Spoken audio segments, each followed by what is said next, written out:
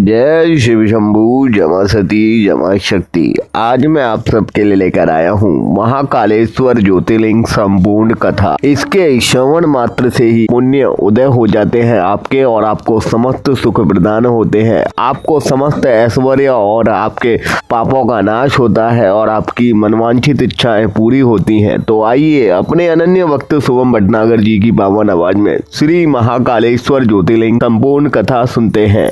ऋषियों ने सूत जी से कहा, प्रभु अब आप विशेष कृपा करके तीसरे ज्योतिर्लिंग का वर्णन कीजिए।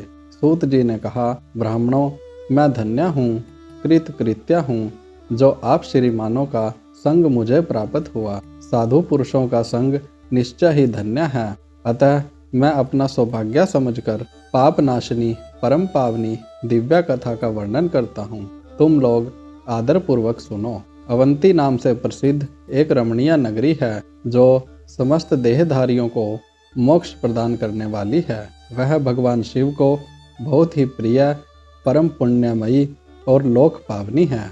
उस पुरी में एक श्रेष्ठ ब्राह्मण रहते थे, जो शुभ कर्म परायण, वेदों के स्वाध्याय में संलग्न तथा वैदिक कर्मों के अनुष्ठान में सदा तत्पर रहने वाले थे। वे घर में अग्नि की स्थापना करके प्रतिदिन अग्निहोत्र करते और शिव की पूजा में सदा तत्पर रहते थे। वे ब्राह्मण देवता प्रतिदिन पार्थिव शिवलिंग बनाकर उसकी पूजा किया करते थे। वेद प्रिया नामक वे ब्राह्मण देवता सम्यक ज्ञानार्जन में लगे रहते थे। इसीलिए उन्होंने संपूर्ण कर्मों का फल पाकर वह सद्गति प्राप्त कर ली, जो संतों को ही सुलभ होती है। उनके शिव पूजा परायण 4 तेजस्वी पुत्र थे, जो पिता माता से सद्गुणों में कम नहीं थे। उनके नाम थे देवप्रिय, प्रियमेधा, सुकृत और सुव्रत। उनके सुखदायक गुण वहाँ सदा बढ़ने लगे। उनके कारण अवंती नगरी ब्रह्म तेज से परिपूर्ण हो गई थी। उसी समय रत्नमाल पर्वत पर दूषण नामक एक धर्मद्वेषी असुर ने ब्रह्मा जी से वर पाकर वेद, धर्म तथा धर्मात्माओं पर आक्रमण किया। अंत में उसने सेना लेकर अवंती के ब्राह्मणों पर भी चढ़ाई कर दी। उसकी आज्ञा से 4 भयानक दैत्य चारों दिशाओं में प्रलय अग्नि के समान प्रकट हो गए, परंतु वे शिव विश्वासी ब्राह्मण बंधु उनसे डरे नहीं। जब नगर के ब्राह्मण बहुत घबरा गए, तब उन्होंने उनको आश्वासन देते हुए कहा, आप लोग भक्त वत्सल भगवान शंकर पर भरोसा रखें। यों कह शिवलिंग का पूजन करके वे भगवान शिव का ध्यान करने लगे।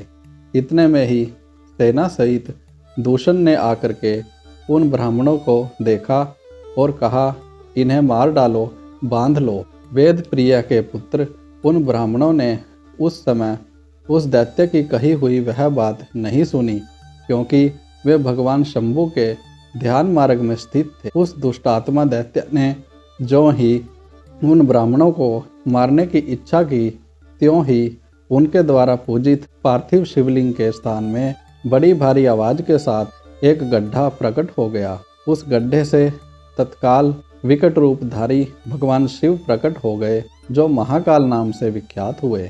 वे दुष्टों के विनाशक तथा सत्पुरुषों के आश्रयदाता हैं। उन्होंने उन दैत्यों से कहा, अरे खल, मैं तुम जैसे दुष्टों के लिए महाकाल प्रकट हुआ हूँ। तुम इन ब्राह्मणों के निकट से दूर भाग जाओ। ऐसा कहकर महाकाल शंकर ने सेना सहित दूषण को अपने हुंकार मात्र से तत्काल भस्म कर दिया। कुछ सेना उनके द्वारा मारी गई और कुछ भाग खड़ी हुई। परमात्मा शिव ने दूषण का वध कर डाला। जैसे सूर्य को देखकर संपूर्ण अंधकार नष्ट हो जाता है, उसी प्रकार भगवान शिव को देखकर उसकी सारी सेना अदृश्य हो गई। देवताओं की दुदुम्बियां बज उठी और आकाश से फूलों की वर्षा होने लगी। उन ब्राह्मणों को आश्वासन दे सुप्रसन्न हुए स्वयं महाकाल महेश्वर शिव ने उनसे कहा, तुम लोग वर मांगो। उनकी यह बात सुनकर वे सब ब्राह्मण हाथ जोड़ भक्ति भाव से भली भांति प्रणाम करके नतमस्तक हो बोले। द्विजों ने कहा, महाकाल, महादेव, दुष्टों को दंड देने वाले प्रभु शंभो, आप हमें संसार सागर से मोक्ष प्रदान करें। शिव, आप जन साधारण की रक्षा के लिए सदा यहीं रहें।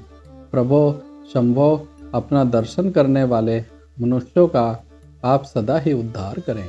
सूत जी कहते हैं, महर्षियों, उनके ऐसा कहने पर उन्हें सद्गति दे भगवान शिव अपने भक्तों की रक्षा के लिए उस परम सुंदर गड्ढे में स्थित हो गए। वे ब्राह्मण मोक्ष पा गए और वहाँ चारों ओर की एक एक कोस भूमि लिंग रूपी भगवान शिव का स्थल बन गई। वे शिव भूतल पर महाकालेश्वर के नाम से विख्यात हुए। ब्राह्मणों, उनका दर्शन करने से स्वप्न में भी कोई दुख नहीं होता। जिस जिस कामना को लेकर कोई उस लिंग की उपासना करता है, उसे वह अपना मनोरथ प्राप्त हो जाता है तथा परलोक में मोक्ष भी मिल जाता है। इस प्रकार महाकालेश्वर ज्योतिर्लिंग की पवित्र कथा संपूर्ण हुई।